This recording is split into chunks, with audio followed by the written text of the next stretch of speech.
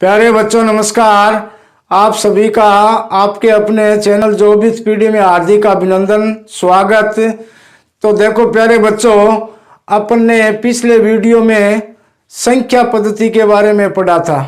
समझ में आ गए ना भाई, संख्या क्या होती है, उसको अपन किस प्रकार से परिभाषित करते हैं, संख्या कितने प्रकार की होती है, जैसे प्राकृतिक संख्या उसको किस प्रकार से लिखेंगे, पूर्ण संख्या उसको किस प्रकार से लिखेंगे, परिमेय संख्या है, अपरिमेय संख्या, उसमें क्या अंतर होता है। इस प्रकार से अपन ने क्या है संख्याओं के बारे में विस्तार से पढ़ा था।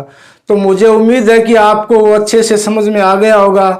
अगर ये आपको समझ में आया नहीं आया तो उसके लिए मेरे को किस तरह से पता लगेगा भी आपको समझ में आया या नहीं आया। तो उसके लिए प्यारे बच्चों एक छोटा सा फॉर्मूला है LS और C। इसका मतलब है लाइक करें, शेयर करें और कमेंट करें। इसके द्वारा आप क्या है मुझे बताओगे कि सर ये आपका जो टॉपिक आपने पढ़ाया था वो हमें अच्छी तरह समझ में आया या नहीं आया। आज अपन क्या करेंगे, उसी से आगे उसी क्रम को आगे रखेंगे और प्रश्नावली 1.1 है जिसमें पहला क्वेश्चन है, क्या शून्य एक परिमेय संख्या है? क्या इसे आप P/Q के रूप में लिख सकते हैं जहां P और Q पूर्णांक है? तो देखो प्यारे बच्चों, ये जो आपकी प्रश्नावली 1.1 है इसमें अपने जो पीछे वाला पार्ट किया था ना पहले वीडियो में जिसमें संख्या के बारे में पढ़ाया, तो उस संख्या से संबंधित ये सभी सवाल है। समझ में आ गया ना, ये जो सवाल दिए गए उस संख्या से रिलेटिव है। अगर वो संख्या का आपका अच्छी तरह से ज्ञान है तो इन सवालों में कोई दिक्कत नहीं आएगी। इसलिए जो पहला वीडियो है उसको आप बार बार कम से कम 3-4 बार उसका जरूर अध्ययन करना। उसी के ऊपर ये प्रश्नावली 1.1 आधारित है।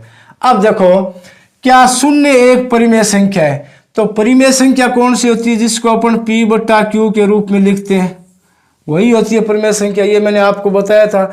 अब इसके बाद में और अब देखो इसमें P/Q के रूप में लिखते हैं, वो एक परिमेय संख्या है। उसमें एक शर्त है कि Q बराबर 0 नहीं होना चाहिए। परिमेय संख्या की सबसे बड़ी विशेषता क्या है कि इसमें Q बराबर 0 नहीं होना चाहिए। तो परिमेय संख्या मैंने आपको एक बात और बताई थी कि प्राकृतिक संख्या है वो भी परिमेय संख्या में आती है। उसके बाद में पूर्ण संख्या है वो भी परिमेय संख्या में आती है। इसके बाद में पूर्णांक संख्या है वो भी किस में आती है? परिमेय संख्या में आती है। और चौथी एक और बताई थी पूर्ण वर्ग संख्या। कौन सी बताई थी? पूर्ण वर्ग संख्या। यानी चारों प्रकार की जो संख्या है वो परिमेय संख्या के अंतर्गत आती है। यानी जो परिमेय संख्याओं का जो समूह होता है, जो समुच्चय होता है, जो संग्रह होता है, उसमें ये सभी प्रकार की संख्याएं आती हैं। अब आप देख लो कि शून्य है वो कौन सी संख्या में आता है?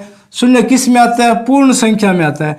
पूर्ण संख्या समुच्चय को अपन किस से लिखते हैं? W से लिखते हैं। और पूर्ण संख्या कहाँ से शुरू होती है? 0 से शुरू होती है। 0, 1, 2, 3 और 4 इस प्रकार से वो क्या है अनंत तक चलती है।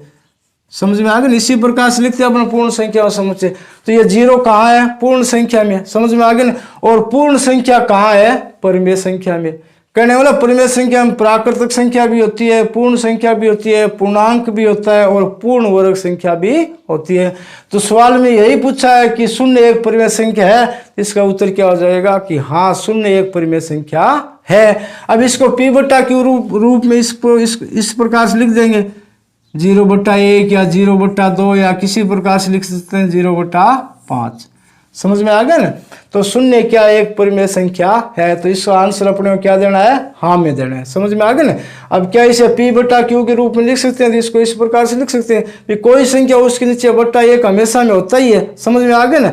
अब देखो जैसे मान लो ये 5 ये 3 दे रखा है, इसका मतलब क्या है कि इसके दोनों के नीचे /1 क्या है होता है, उसको अपन लिखते नहीं है। समझ में आ गया ना? जिस प्रकार से अपन प्लस कभी लिखते हैं क्या भाई, कोई संख्या जैसे 5 है उसके प्रारंभ में अपन प्लस थोड़ी लिखते हैं, प्लस नहीं है इसका मतलब वो संख्या प्लस की ऑटोमेटिक है। इसी प्रकार जैसे मान लो घात के रूप में लिखते हैं भाई x लिखते हैं, x के ऊपर अपन कभी 1 लिखते हैं क्या? नहीं लिखते ना। इसका मतलब क्या है? इसके ऊपर घात 1 तो हमेशा ही रहती है। समझ में आ गया ना? तो शून्य क्या एक परिमेय संख्या है। इसका उत्तर अपन यस में दे देंगे। इसे P/Q के रूप में इस प्रकार से अपन लिख देंगे। प्यारे बच्चों क्वेश्चन नंबर 2 है, 3 और 4 के बीच में 6 परिमेय संख्याएं ज्ञात कीजिए। तो देखो विद्यार्थियों, एक बात आप हमेशा ध्यान रखना, चाहे परिमेय संख्या हो चाहे अपरिमेय संख्या हो, जब दो संख्याएं दी गई हो तो उनके बीच में अनेक यानी अपरिमित रूप से संख्याएं होती है, यानी अनगिनत संख्याएं होती हैं। समझ में आ गए ना?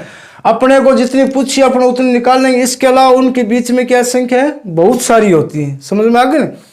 अब अपने दे रखा है 3 और 4 के बीच में 6 परिमेय संख्या निकालनी है। तो इसको निकालने के वैसे तो 2 तरीके हैं, लेकिन मैं आपको सबसे आसान तरीका बताता हूं।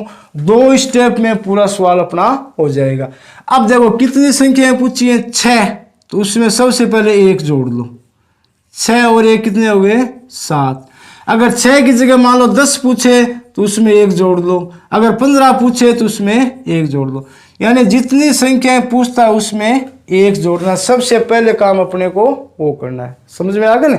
जितनी परिमेय संख्या पूछेगा उसमें 1 जोड़ के मान आगे रख देंगे। यानी 6 पूछिए, 6 में 1 जोड़ दिया, कितना हो गया, 7। ये पहली स्टेप हो गई, यहाँ तक कोई दिक्कत नहीं। अब देखो उसके बाद में क्या करना है, 2 संख्या दे रखी है 3 और 4, तो दोनों संख्याओं को बारी बारी यानी ऊपर और नीचे करने, मतलब अंश और हर 7 से गुणा कर देंगे। तो 3 गुणा 7/7। इसी प्रकार दूसरी संख्या 4 है, तो 4 गुणा 7/7। समझ में आ गया ना? भी जो भी अपन संख्याएं दे रखी है अपने को, उस संख्या को अंश और हर में 7 का गुणा कर देंगे। यानी जितनी संख्या पूछी है उसमें 1 जोड़ के अंश और हर को दोनों संख्याओं को बारी बारी गुणा कर देंगे। समझ में आ गया? अब देखो 3 को 7 से गुणा करें, क्योंकि यह संख्या ऊपर मानी जाती है। समझ में आ गया? तो इन दोनों का आपस में गुणा होगा, तो 3 को 7 से गुणा करें, कितने आएंगे, 21/7। इसी प्रकार इसको गुणा करेंगे, 4 को 7 से करेंगे, 7 चौक 28/7 हो गया। कोई दिक्कत नहीं है। ये संख्या क्या हमेशा ऊपर मान जाती है, नीचे नहीं मान जाएगी, इसका ऊपर गुणा होगा। समझ में आ गया ना? तो 7 × 21/7, 7 चौक 28/7, ये मान आ गया अपने पास। अब देखो 21 और 28 के बीच में कौन कौन संख्या होती है। 21 के बाद में 22 आता है, फिर 23 आता है, फिर 24 आता है, फिर 25 आता है, फिर 26 आता है, और फिर क्या आता है, 27। इन दोनों के बीच में यही संख्याएं होती हैं। 21 और 28 के बीच में 22, 23, 24, 25, 26, 27। अब बट्टा में 7 दे रखा है, सबके नीचे रख दो बस 7। इसी प्रकार 7, फिर 7, और फिर 7, और फिर 7, और फिर 7। यानी 21 और 28 के बीच में ये संख्याएं हो गई। समझ में आ गया? सिर्फ 2 स्टेप में पूरा सवाल है। अब यह संख्या ये भी हो सकती है, इसके अलावा दूसरी भी हो सकती है। करने मतलब 2 संख्याएं दे रखी, उनके बीच में जो परिमेय संख्या है वो अनगिनत होती है। समझ में आ गई ना? लेकिन करने का तरीका है ना, यही है। जितनी भी संख्या पूछे उसमें 1 जोड़ दो सबसे पहले।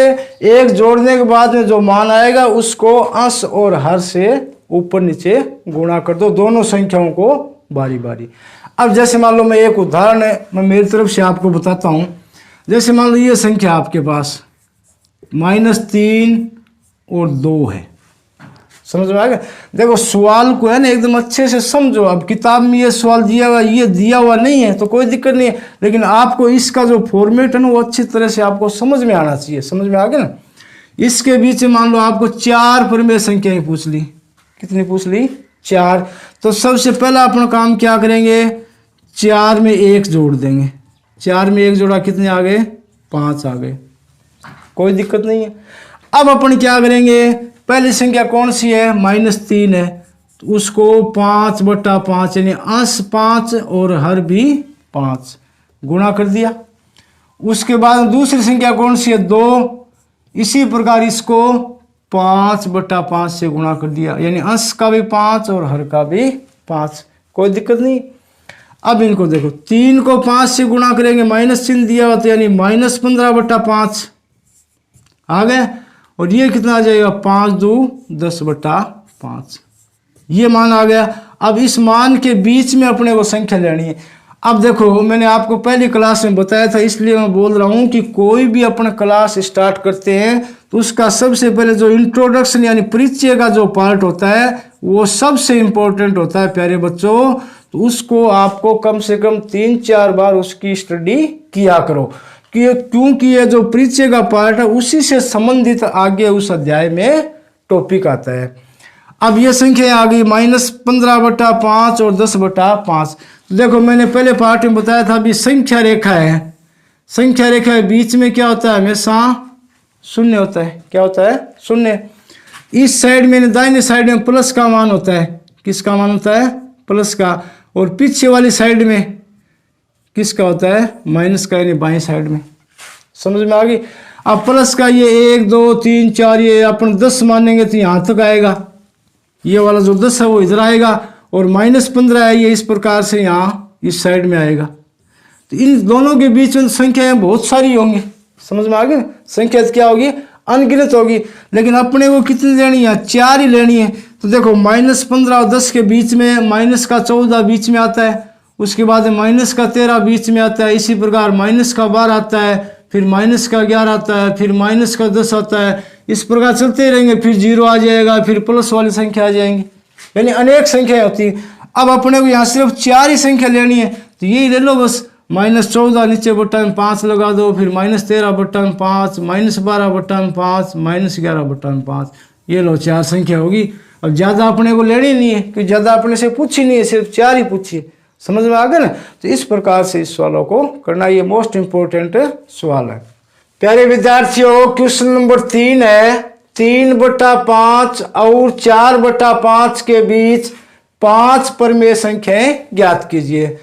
तो अपने पास दे रखा है 3/5 और 4/5। अब इनके बीच में अपने को कितनी ज्ञात करनी है? 5 ज्ञात करनी है। तो सबसे पहले अपन क्या करेंगे? 5 में 1 जोड़ लेंगे। 5 रे कितने हो गए? 6। पहली स्टेप तो ये जितनी पूछे उसमें 1 जोड़ देंगे। अब इसके बाद दूसरी स्टेप क्या है? जोड़ने के बाद कितना आया? 6 आया। तो 6 को ऊपर नीचे गुणा करेंगे दोनों संख्या में। समझ में आ गया ना? अंश और हर के रूप में। तो पहली संख्या कौन सी है? 3/5। इसको अपन गुणा कर लेंगे 6/6। कोई दिक्कत नहीं, क्योंकि मान तो उतना ही रहेगा इन संख्याओं का। 6/6 से गुणा करेंगे, 6 से 6 आपस में कट जाएगा, मान तो उतना ही रहेगा, कोई फर्क नहीं पड़ेगा मान पे। इसी प्रकार से दूसरी संख्या है 4/5। इसको भी इसी प्रकार 6/6 से गुणा कर दिया। अब ये 2 स्टेप होगी, 2 स्टेप में ये सवाल पूरा हो जाएगा। अब देखो 3 को 6 से करेंगे, 6 3 18 बट्टा 5 6 30। 6 को 4 से 6 चौके 24 बट्टा 6 पंजो 30। मान आ गया, सवाल का हल आ गया। अब देख लो 18 और 24 के बीच में संख्याएं कौन कौन सी होती हैं? 19 के बाद में 20, फिर 21, फिर 22 और फिर कितनी आती है? 23। बट्टा में नीचे जो दिया हुआ वो लगा देंगे। 30 आया था अपने, 30 लगा दिया, प्रत्येक के नीचे लगा दिया। ये देखो इस प्रकार से ये संख्याएं प्राप्त होगी। अब यह संख्या कितनी है? 1 2 3 4 5। अपने को 5 ही पूछिए, कोई दिक्कत नहीं। जो संख्या जितनी पूछे उसमें 1 जोड़ देंगे। 1 जोड़ने के बाद जो मान आए उस मान को बारी बारी से दोनों संख्याओं से ऊपर नीचे गुणा कर देंगे। गुणा करने से ये मान आपको प्राप्त हो जाएगा।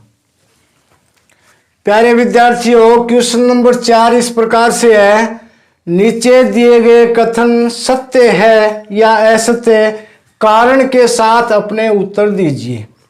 अब इसमें पहला है, प्रत्येक प्राकृतिक संख्या एक पूर्ण संख्या होती है।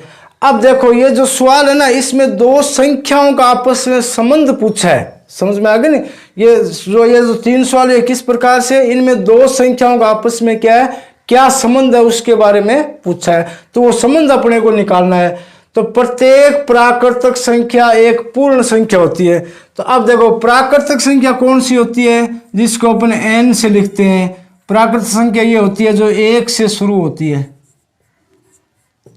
जो अनंत तक चलती है, यही तो होती है प्राकृतिक संख्या। उसके बाद हम पूर्ण संख्या को अपन किस से लिखते हैं? W से लिखते हैं। पूर्ण संख्या कौन सी होती है? जो 0 से शुरू होती है। और इसी प्रकार ये भी क्या है? अनंत तक चलती है। दोनों में अंतर क्या है? प्राकृतिक संख्या 1 से शुरू होती है, पूर्ण संख्या कौन सी है? 0 शुरू होती है। अब देखो, अगर पूर्ण संख्या में अपन 0 हटा दें तो ये प्राकृतिक संख्या पूरी की पूरी इसके अंदर है। समझ में आ गई ना? समझ में आ रही बात? अगर अपन पूर्ण संख्या में 0 हटा दें तो मान वही है 1 2 3 4 और वही मान इसमें प्राकृतिक संख्या में। तो ये पूछा क्या है? प्रत्येक प्राकृतिक संख्या एक पूर्ण संख्या होती है। ये बात बिल्कुल सही है, क्योंकि पूर्ण संख्या के समुच्चय में प्राकृतिक संख्या होती है। समझ में आ गया ना? तो ये क्या है? सत्य है। इसके आगे लिख देता हूं मैं, सत्य है। सत्य को टी से लिख देते हैं, ट्रू। ट्रू का मतलब क्या होता है? सत्य। समझ में आ गई? अब क्यों है? क्योंकि पूर्ण जो संख्या है ना, पूर्ण संख्या के समुच्चय में यानी संग्रह में या समूह में प्राकृतिक संख्या होती है। इसका कारण क्या लिखेंगे? कि पूर्ण संख्याओं के समुच्चय में प्राकृतिक संख्या होती है। इसका कारण मैं यहां लिख देता हूं इस प्रकार से, पूर्ण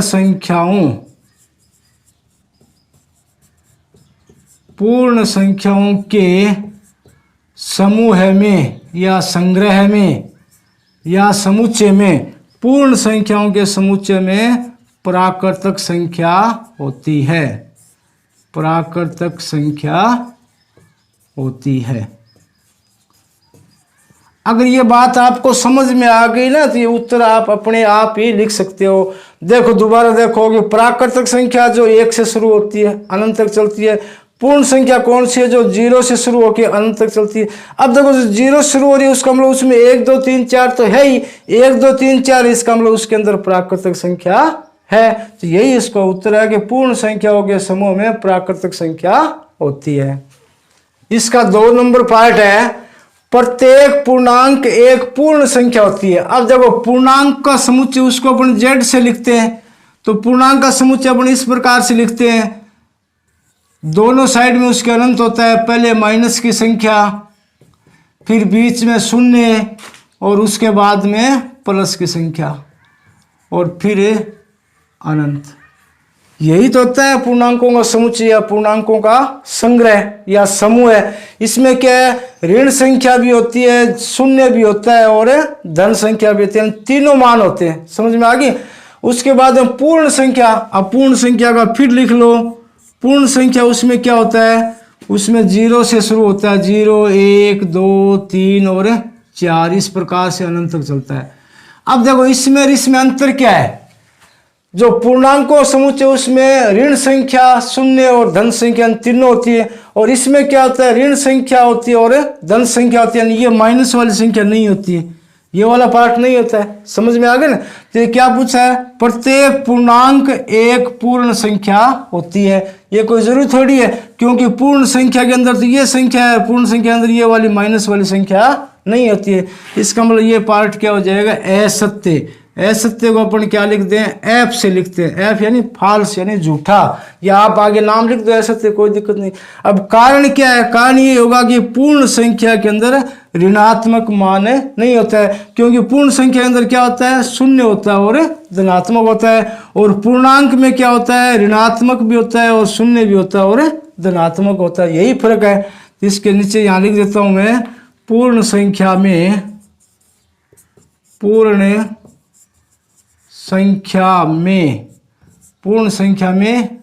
ऋणात्मक मान नहीं होता। ऋणात्मक मान नहीं होता है। ये इसका कारण हो गया कि इसमें अपने क्या है? प्रत्येक में कारण बताना है। तो कारण के लिए आप क्या लिख दो? कारण की जगह पूर्ण संख्या में ऋणात्मक मान नहीं होता।